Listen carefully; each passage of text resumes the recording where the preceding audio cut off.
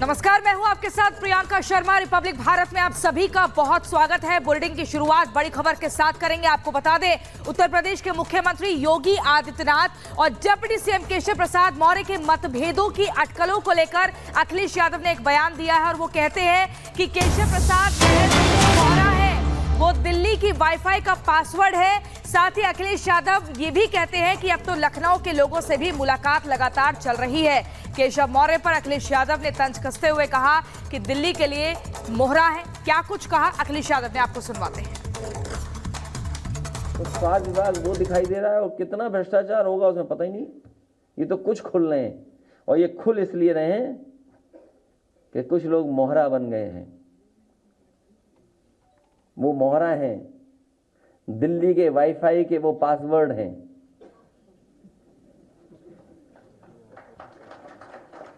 ये नई तरह की टेक्नोलॉजी, तो टेक्नोलॉजी के हिसाब से बोलना पड़ रहा है। आप समझ गए होंगे कौन मोहरा है। सुनने में आया कि मौर्य जी मोहरा हैं, दिल्ली के वाईफाई के पासवर्ड हैं।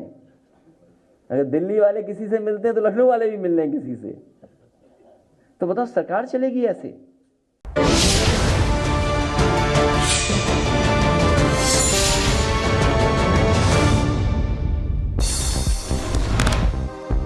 नेम प्लेट मामले में सुप्रीम कोर्ट में सुनवाई टली। 5 अगस्त को अगली सुनवाई। फिलहाल सुप्रीम कोर्ट का अंतरिम रोक का आदेश बरकरार।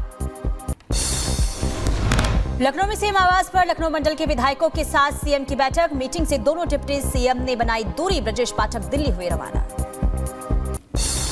यूपी में कांवड़ रूट पर नेम प्लेट मामले पर बोले ओपी राजभर। कहा कोर्ट का जो फैसला आएगा उसे सभी लोग मानेंगे, हम लोग भी मानेंगे। अखिलेश यादव का केशव प्रसाद मौर्य पर निशाना। कहा सरकार ने 10 साल में हर व्यवस्था की बदहाल और उन्होंने कहा कि केवल केशव प्रसाद मौर्य जो है मोहरा है, दिल्ली की वाईफाई पासवर्ड है। अखिलेश यादव का यूपी में कानून व्यवस्था पर सवाल। कहा यूपी में बड़े स्तर पर चल रहा है भ्रष्टाचार। यूपी में पुलिस को ही पकड़ रही है।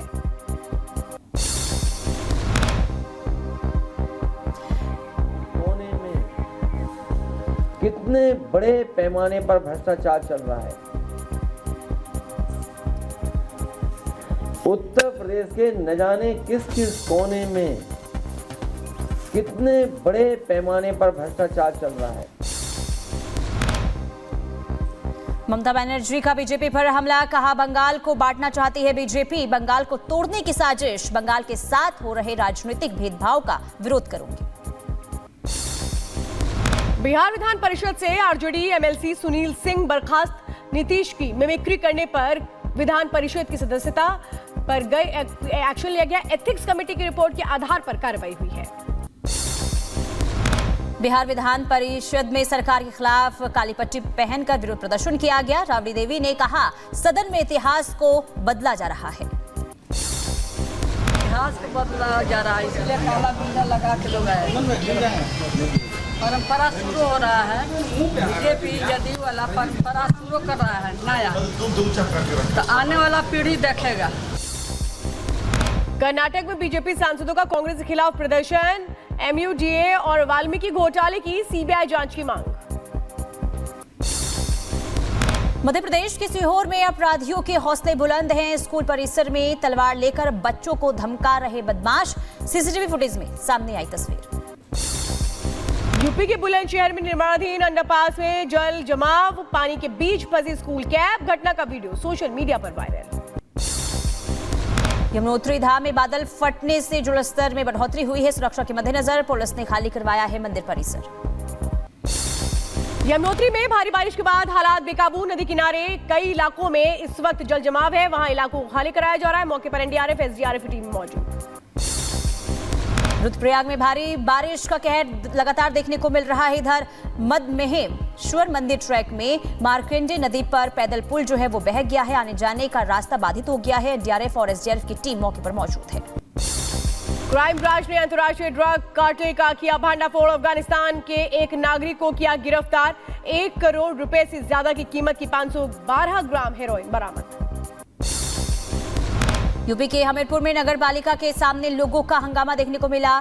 सड़क जाम कर हफ्ते की मांग की गई है। नगरपालिका के चेयरमैन से हुई बहस। यूपी के चंदौली में बड़ा सड़क हादसा, पेड़ से टकराई बोलेरो कार। हादसे में 3 लोगों की मौत, 2 लोग गंभीर रूप से जख्मी। जापान में लगातार बारिश के कारण बाढ़ और लैंडस्लाइड, आवाजाही हुई प्रभावित, कई लोग हो चुके हैं लापता।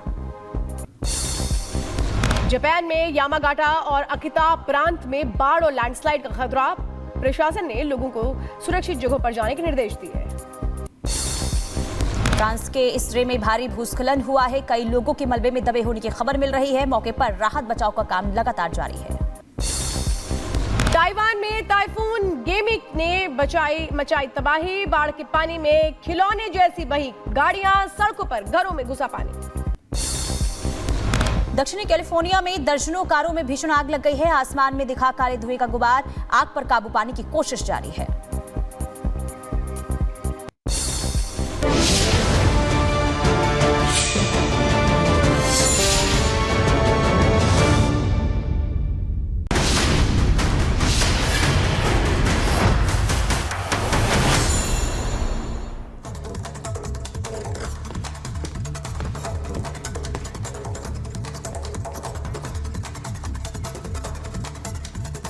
तो देखिए, आज कारगिल विजय दिवस की 25वीं वर्षगांठ है और ऐसे में प्रधानमंत्री नरेंद्र मोदी कारगिल द्रास पहुंचे, जहां पर सैनिकों को संबोधित किया और साथ ही कहा कि विपक्ष अग्निपथ को लेकर जो राजनीति कर रहा है, जो गुमराह कर रहा है देश को, वो गलत है, क्योंकि सबसे पहले देश के लिए राष्ट्र नीति होनी चाहिए, राजनीति नहीं। अग्निपथ से मनोबल बढ़ेगा और ऐसे में सेना के शौर्य में लगातार बल मिलेगा, लेकिन जिस तरीके से गुमराह करने का प्रयास विपक्ष कर रहा है, ये बहुत गलत है। क्या कुछ कहा प्रधानमंत्री नरेंद्र मोदी ने, आपको सुनवाते हैं।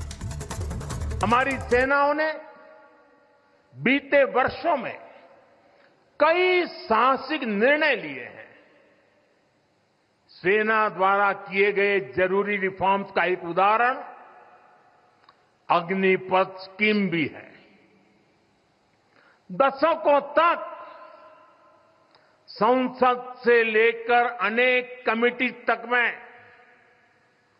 सेनाओं को युवा बनाने पर चर्चाएं होती रही है। भारत के सैनिकों की औसत आयु, एवरेज एज, ग्लोबल एवरेज से ज्यादा होना, ये हम सबकी चिंता बढ़ाता रहा है।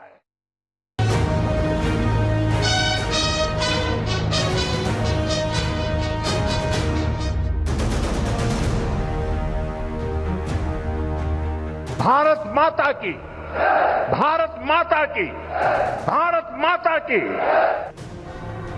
कारगिल विजय दिवस की 25वीं वर्षगांठ।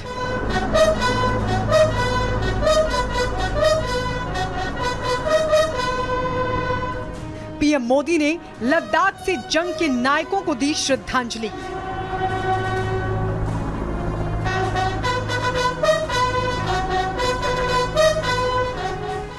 प्राणों की आहुति देने वाले बहादुरों को किया याद।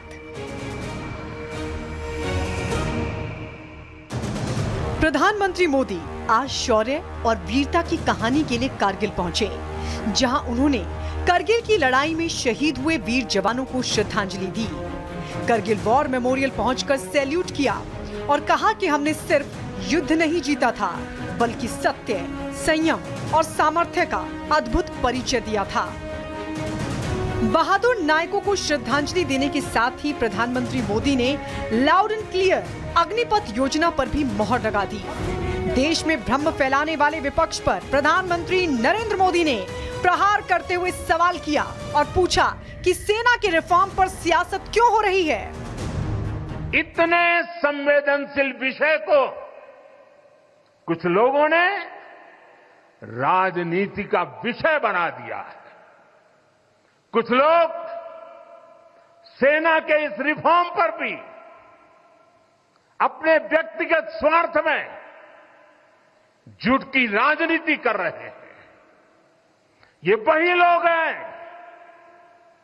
जिन्होंने सेनाओं में हजारों करोड़ के घोटाले करके हमारी सेनाओं को कमजोर किया। प्रधानमंत्री नरेंद्र मोदी आतंकवाद के खिलाफ भी जमकर गरजे। लाउड एंड क्लियर शब्दों में प्रधानमंत्री मोदी ने आतंकवाद के आकाओं को साफ बता दिया कि उनके मंसूबे कभी कामयाब नहीं होंगे। हमारे जवान आतंकवाद को मुंहतोड़ जवाब देंगे। उस जगह से बोल रहा हूं जहां आतंक के आकाओं को मेरी आवाज सीधे सुनाई पड़ रही है। मैं आतंकवाद के इन सरपरस्तों को कहना चाहता हूं कि उनके नापाक मंसूबे कभी कामयाब नहीं होंगे। इतना ही नहीं, प्रधानमंत्री मोदी ने पाकिस्तान को भी कड़ा संदेश दिया और कहा कि पाकिस्तान ने अपने अतीत से कुछ नहीं सीखा। पाकिस्तान आतंकवाद से खुद को प्रासंगिक बनाए रखने का काम करता है। पाकिस्तान ने अतीत में जितने भी दुष्प्रयास किए